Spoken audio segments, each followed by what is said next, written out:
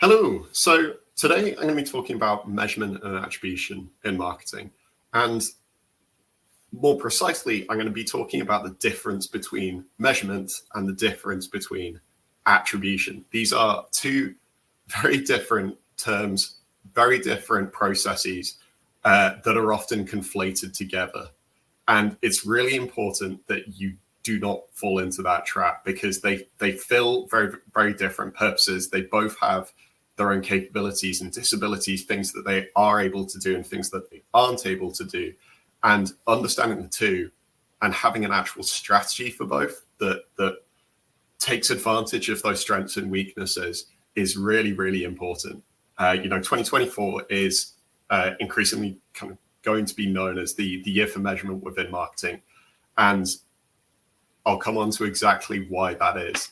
So let's jump into a comparison of the two, because this is the easiest way to break them both down. Now, the easiest way to think of the difference between them is the famous Kahneman book, The Thinking Fast and Slow. And attribution is essentially the equivalent of, or we can simplify it to be thinking fast. It's a very reflexive, reactive, automatic process that takes place almost immediately with very little kind of conscious input from humans. This is an algorithmic system that attributes credit pretty much as quickly as possible after the fact. Measurement, on the other hand, is the thinking slow. So if attribution is thinking fast, measurement is thinking slow. Now, this means that it has a bit more of a manual impact. We have to consciously think about it. We have to look longer term at it to get a sense of measurement. And it's not something that takes place automatically. It's something that we have to actually step back and process it, adjust it every single time we run.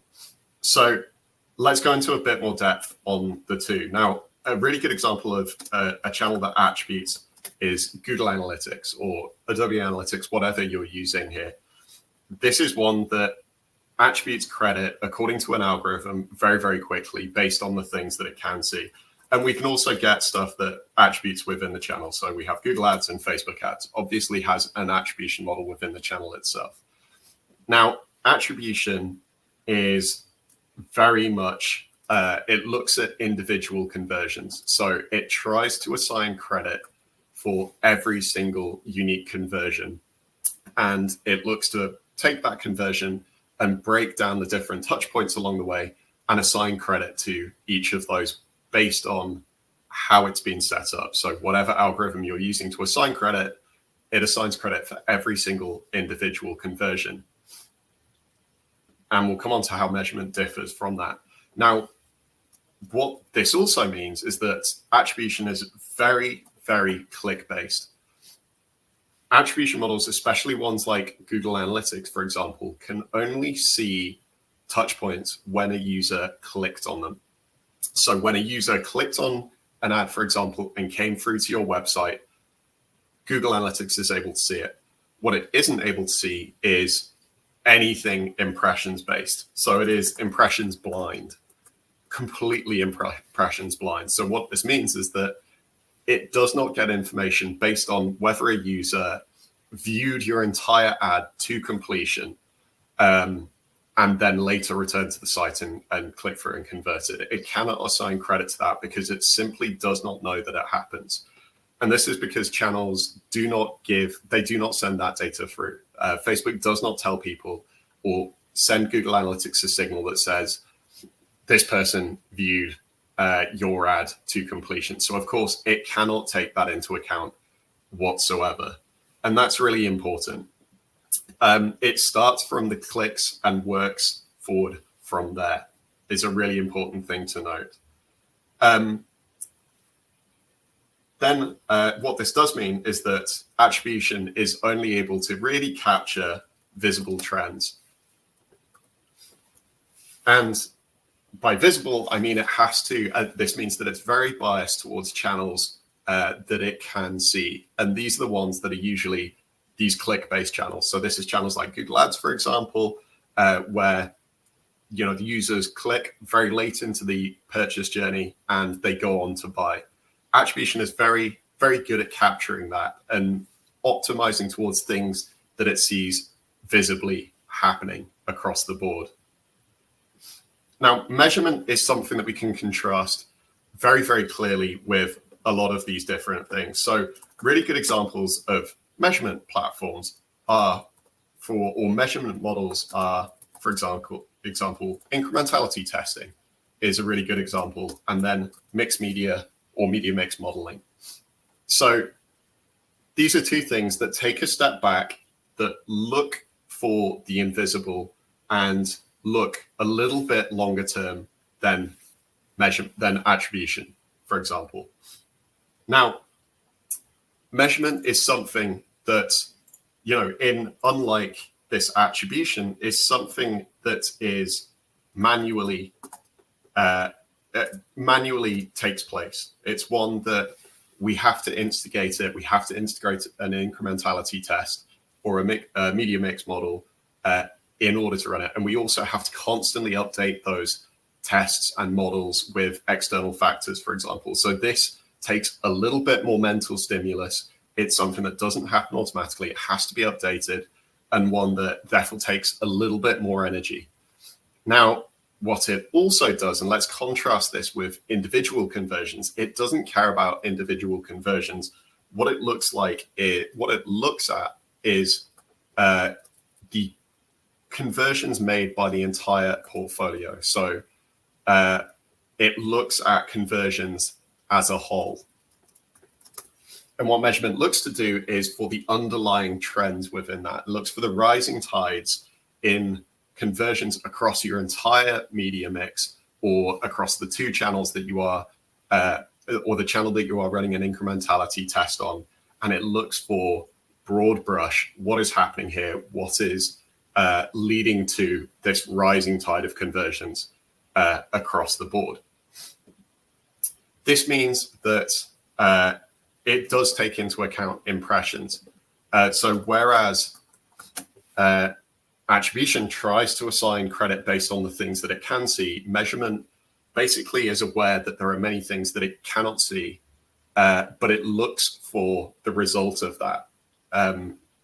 Ultimately, it looks to kind of feedback from what are the results, what are the outputs, and what can we gather from there. It's very aware of its own limitations. And by taking this longer term step back and not aware that it doesn't see either clicks or impressions, it's able to assign credit much more long term and knowing, I don't know exactly what happened here, but this had an impact across the board. And then finally, what this means that it's very good at is that it's very good at capturing more invisible trends, because it looks at this rising tide in general and what might be the factors that look into that. And it actually looks at incrementality. Measurement is the one that looks at these invisible trends across the board. Now, you might be thinking that I'm actually leaning towards measurement here rather than attribution, and that's completely not true. The two of them are really important in their specific place, but it's important that we use them in their specific place. So attribution, the automated reflexes of this and the fact that it's automatic makes it really ideal for optimizing at a channel level and feeding bidding algorithms. It's really important that we have an attribution model that does that in a way that we want it to. So having that quick fire feedback that tells platforms you did a good thing, you sent a good user through, do more of that, is really, really important. Measurement is important for looking at your portfolio as a whole and capturing all-in incrementality. So whereas attribution is what you're using to measure in-channel performance and optimize in-channel, measurement is what you use to optimize your portfolio and your media mix across all of your different channels. How much budget to put into a channel, for example, and which channels are actually leading to incremental conversions. Now, so the two have their own places. What it's really important to know is knowing the difference between the two. You cannot make one try to do the job of another. Now, measurement can look at incrementality, but you can never bring it into, for example, in-channel bidding, because it's something that just takes too long. It looks too long term. When you feed that credit back into a platform, it's often far too far after the fact, after the click, for the channel to do anything about it. By the time you've given that feedback, the process has already changed and user habits have already changed. So you cannot use measurement for in-platform. And the same thing with attribution. You cannot look at Google Analytics and say, this is the truth of how channels are performing. It will skew towards the click-based channels, and it won't give you an idea of where you should be looking to optimize your spend, because it cannot see when someone viewed an ad and really, really engaged with it, watched it to completion, for example, and then later came back through brand search and converted. It would assign 100% credit to brand search in that situation. So the first thing is you cannot confuse the two and make them do the other job, which is why this video is so important, I think. The second thing, you have to have the two talking with each other and operating as a duo. So what I mean by this is that your, let's say, 3 monthly measurement pieces, looking at channels and your portfolio as a whole, you have to put in the results from that into your attribution model, where you know your attribution model is devaluing, for example, views from YouTube, let's say. And this is something that bore out with measurement. Now, this is something that you can then put into your attribution model across the board. Obviously, there are limitations to how much you can put that into play. But also, it's one that if your measurement program, for example, really stresses the impact of a certain thing, so let's say that be clicks through to a certain page were really, really powerful.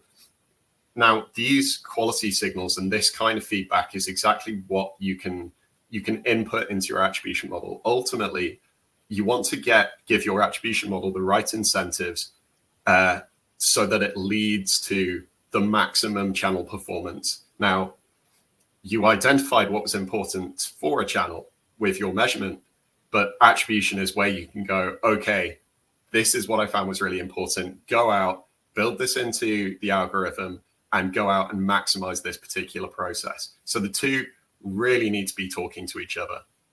Now, hopefully I've taken you through the differences between the two. And as I said, having a different strategy for both is really, really important.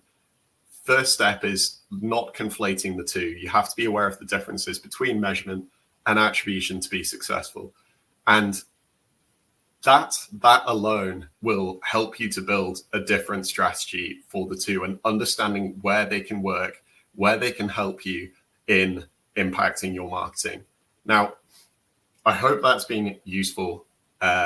Eager to hear anything more and eager to chat to anyone who wants to chat about this in a lot more detail. I think this is going to be one of the most important things, if it isn't already the most important thing that you should be looking at if you aren't already, and definitely something for your roadmap that should be coming right towards the top of your roadmap for 2024, if not already.